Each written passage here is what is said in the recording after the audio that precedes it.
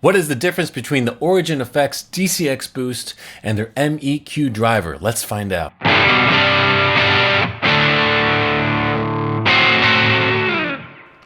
Both these pedals came out at the same time, and they both kind of do similar things. They both shape EQ, they both add overdrive and distortion, and they both are based on classic studio gear. The DCX Boost is based on the 610 preamp from Universal Audio, and the MEQ driver is based on a Pultec EQ. And they both can kind of do similar things, right? They both can boost, they both can have great overdrive, and they both can shape. But the way they go about it is very different. And when you get to the extreme use cases, they're wildly different. For signal chain, we're going into a Strymon Iridium and the round channel and a very flat kind of sound. And we're going into a deluxe reverb cab simulation from the Aux Stomp.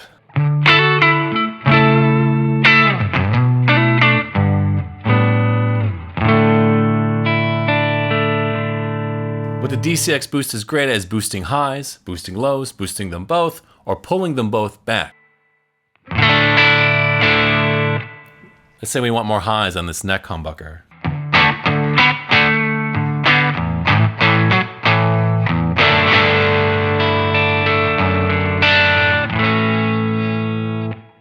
A little more lows, maybe.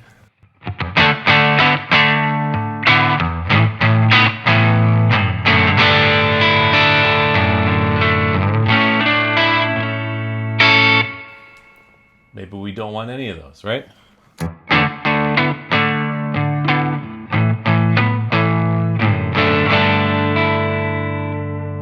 So it does that EQ shaping, right? And you can add some gain too.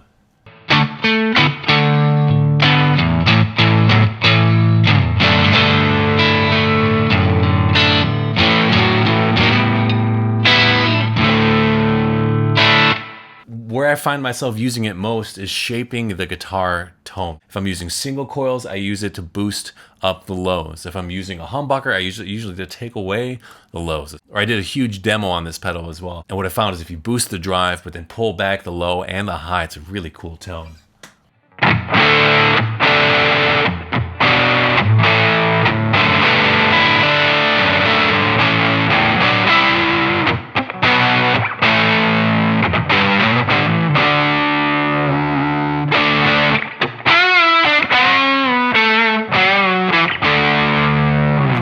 Right? You can also change the overdrive sound if you want to be darker.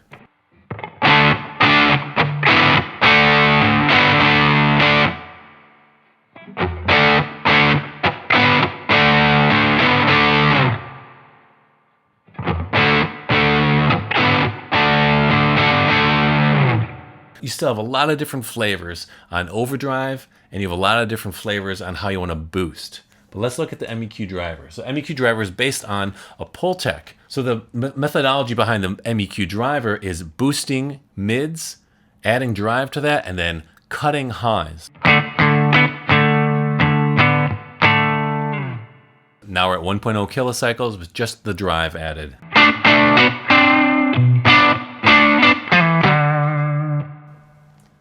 Now let's boost some of those mids.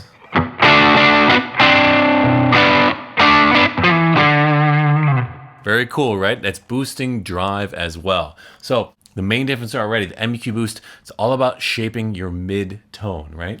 Now let's cut some of those highs. That also takes away some of the drive when you cut the highs. So it's a great way to kind of like very precisely shape your mids. It's very cool. But let's say I'm on the bridge pickup, right? The bridge pickup is where really the MEQ driver can be a little bit more precise because the neck pickup is much darker, much warmer. So on the bridge pickup, it just sits perfectly in the high mids. And what the bridge pickup usually lacks is some like low end umph, right? Umph, that's scientific.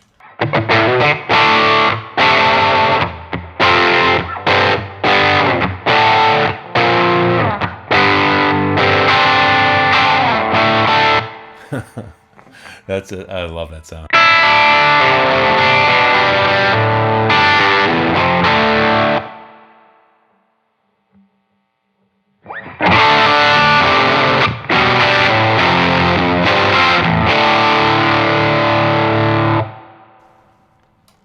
Now Now this is 1.3 kilocycles.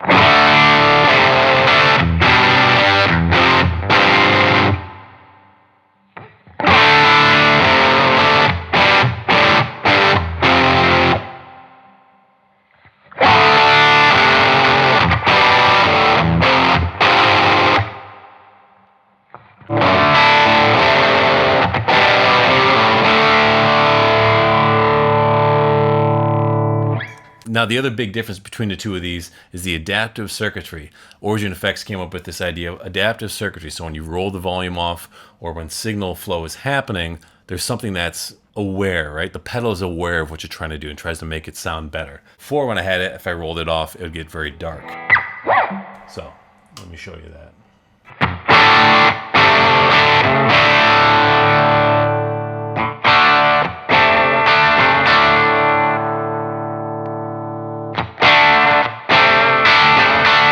It's like a treble bleed circuit in the MEQ driver.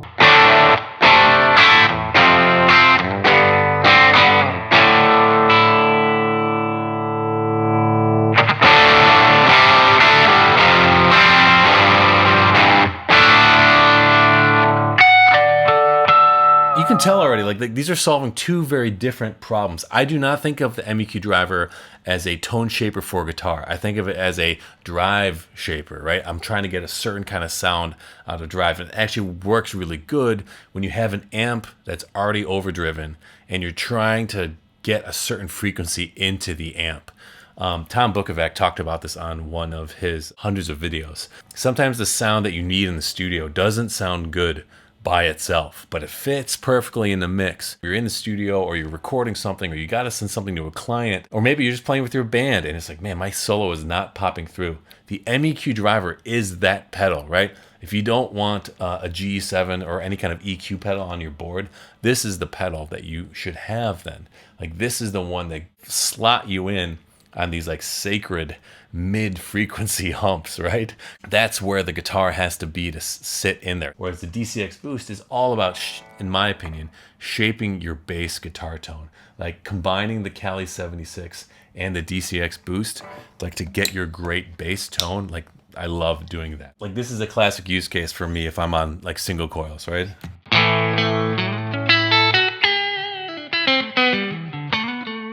Can't hear it. Not enough power, and it's just like it's not there, right? First, let's add some compression.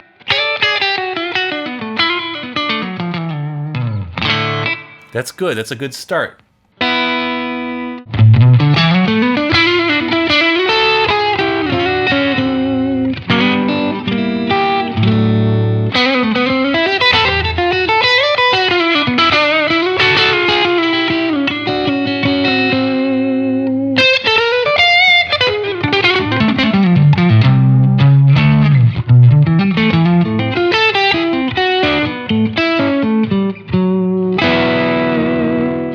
That's a tone I could play all day, right?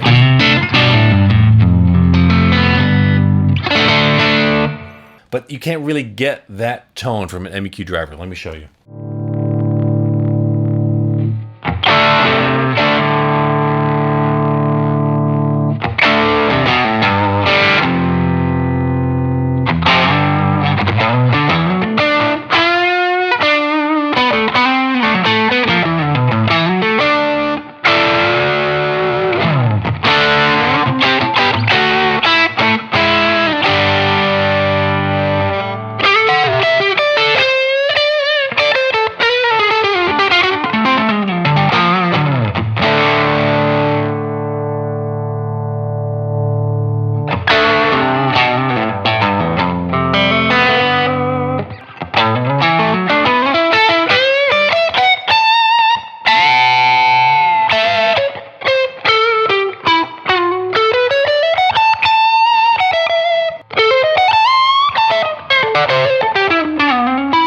Fun tone, right? Really cool tone, but that's not really like the single coil bass tone that I would want. I mean, it's a great drive tone. I love that tone. The things you want to do with the MEQ driver are make use of these great mid sounds.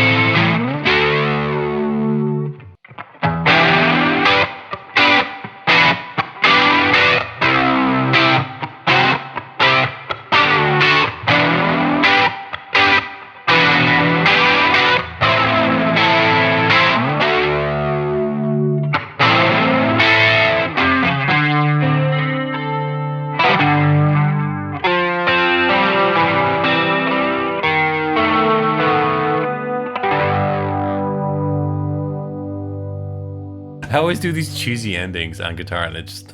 I've gotten this question a bunch of times before, so I hope this helps you figure out what you're trying to solve. If you're trying to shape your guitar tone and just have a great boost, the DCX Boost is where it's at, although it also can do a great drive sound, right? But I think the power lies in its EQ shaping. And then for the MEQ driver, if you're trying to shape your mids, right? To me, like, this is the first pedal, this is the second pedal in my mind, because it's like, I think every guitarist should have some sort of boost shaping pedal, right? That is like, it's high quality and that helps you out in a lot of situations. And then like this is your second pedal because it's like, you know what? I need a drive. I don't want a tube screamer, but I do want a great mid sound. Like, I don't really want it honky, but I do want to sometimes roll back the volume on it. The MEQ driver is where you're at. And after you buy both of those, let me know and I'll tell you what pedal to buy for your third pedal. If you want more quick comparisons, let me know. Hit me up. Thank you so much, and I'll see you on the internet.